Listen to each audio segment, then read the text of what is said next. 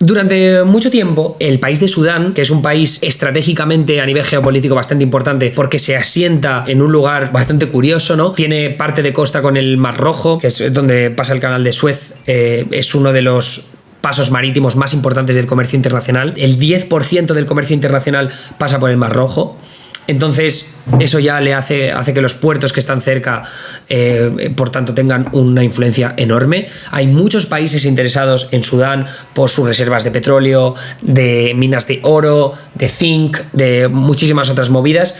El asunto es que Sudán durante muchos años estuvo dominado por la figura de Omar al-Bashir, que era un dictador que en el año 2019 termina siendo derrocado por una cantidad de protestas enormes, porque el país está pasando por una crisis económica y de confianza muy pobre en el dictador que había estado dominando la plana política de Sudán durante mucho tiempo. Ahí es cuando empieza un gobierno militar que dice que va a ayudar a la transición democrática de Sudán, que va a ayudar a que se produzcan elecciones y que un gobierno civil se encargue de dominar el plano político a lo largo de los próximos años, ¿no? Para siempre. El tema es que de repente nace un conflicto entre dos figuras militares indispensables de la historia de Sudán. Una requiere un poco más de contexto que otra. Aquí está Sudán, ¿no? Con esta parte del Mar Rojo por un lado, el canal de Suez que está aquí arriba, esto por supuesto el Cuerno de África con la influencia de la piratería que ha tenido durante mucho tiempo aquí en esta parte del globo para todo el comercio internacional y demás historias. Pero bueno, Sudán, como os decía, hay dos figuras militares indispensables. Uno es Al-Burhan, que es el líder del ejército sudanés per se, de las Fuerzas Armadas, y luego por otro lado tienes a Hemedti, el apodo con el que conocen al jefe de las Fuerzas de Acción Rápida, creo que se dicen. Es una figura que consiguió ser encumbrado gracias precisamente al anterior dictador, ¿no? A Omar al-Bashir. ¿Por qué? Bueno, pues porque dentro de Sudán lo que hay que entender es que como hay dos entes militares importantes. Por un lado tienes a las Fuerzas Armadas sudanesas, que es las SAF,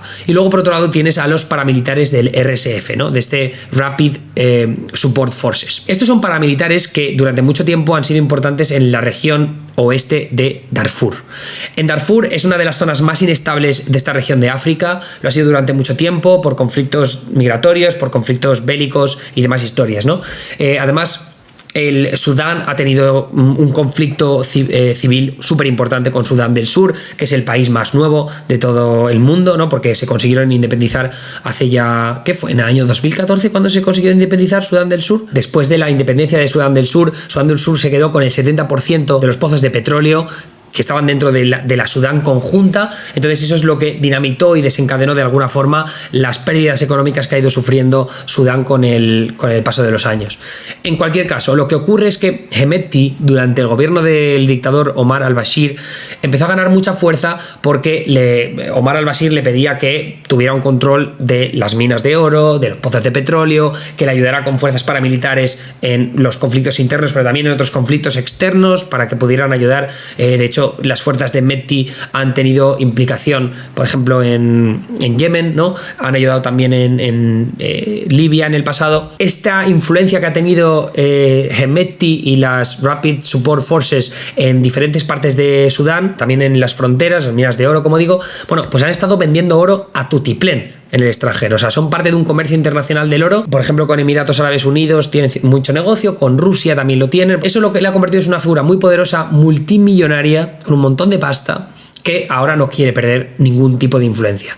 ¿Qué ocurre? Que cuando se expulsa a Omar al-Bashir, también con el apoyo, o sea, la expulsión se hace con el apoyo de estas figuras militares tan importantes, porque saben lo que está por venir y dicen, mira, vamos a poner a este tío que se joda, lo metemos en prisión y nosotros nos quedamos con el control del país. Bueno, lo que ocurre es que en este proceso para el inicio de la democracia en Sudán, estos líderes militares, ninguno quiere perder poder. Pero sin embargo, Al-Burhan, este líder de las Fuerzas Armadas sudanesas, dice: oye, estas Rapid Support Forces que durante tanto tiempo han sido paramilitares, hay que integrarlos dentro de las Fuerzas Armadas, ¿no? Tienen que estar bajo mi poder, bajo mi influencia. Entonces ahí es cuando Hemedti dice: a mí no me vas a tirar, no te vas a acabar, no te vas a reventar mi chiringuito, hermano, ¿eh? No estoy nada interesado. Y ahí es cuando se inicia el conflicto entre estas dos fuerzas indispensables de la política o los militares sudaneses. Ahora lo que estamos viendo es un conflicto entre las Fuerzas Armadas sudanesas y las Rapid Support Forces de Hemedti. Ya estamos hablando de cientos y cientos de víctimas mortales, más de, creo que son casi ya 2 millones de desplazados internos, más de medio millón de refugiados que están buscando asilo en otros países colindantes. La mitad de ellos más o menos me parece que se están yendo al norte, a Egipto, y ahora lo que pasa es que no se puede posicionar, ¿no? Tiene que ser una figura neutral, porque si apoya a uno o a otro eso puede tener consecuencias catastróficas. Además, Egipto no está pasando por el momento económico más oportuno, entonces si se pone de un lado del lado de Al-Burhan y Al-Burhan termina perdiendo, se lía la de Dios. De hecho, o sea, parte de este conflicto en los inicios, vimos cómo se intentó asesinar a Al-Burhan por parte de las Rapid Support Forces, consiguió escapar por los pelos. Y estamos en la situación actual, ¿no? Que hay conflictos extendidos por todo el país. Vemos aquí que hay conflictos en todo. O sea, vemos aquí en Darfur, vemos en Port Sudán, vemos en Jartum, en la capital. O sea, está liada la del Cristo en todas partes, ¿no? Entonces, grupos militares que no quieren perder su poder político. Da igual cuando leas esto ni en qué país te encuentres. Efectivamente, es así de dramático.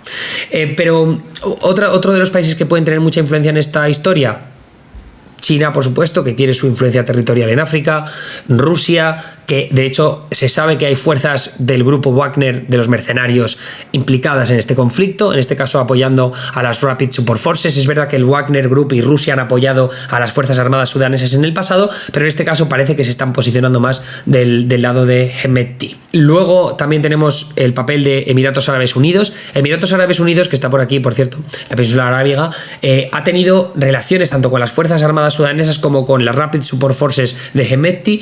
Han apoyado, por ejemplo, militarmente a los aliados de Emiratos Árabes Unidos en Yemen, que está aquí abajo. Hemos visto también que Hemedti ha apoyado en Libia, donde hay un general ahora mismo que está siendo como el intermediario para que Hemedti pueda seguir recibiendo apoyo militar extranjero. Entonces eso es lo que podría darle el factor diferencial para ganar esta guerra, lo que está convirtiéndose en una guerra civil de facto.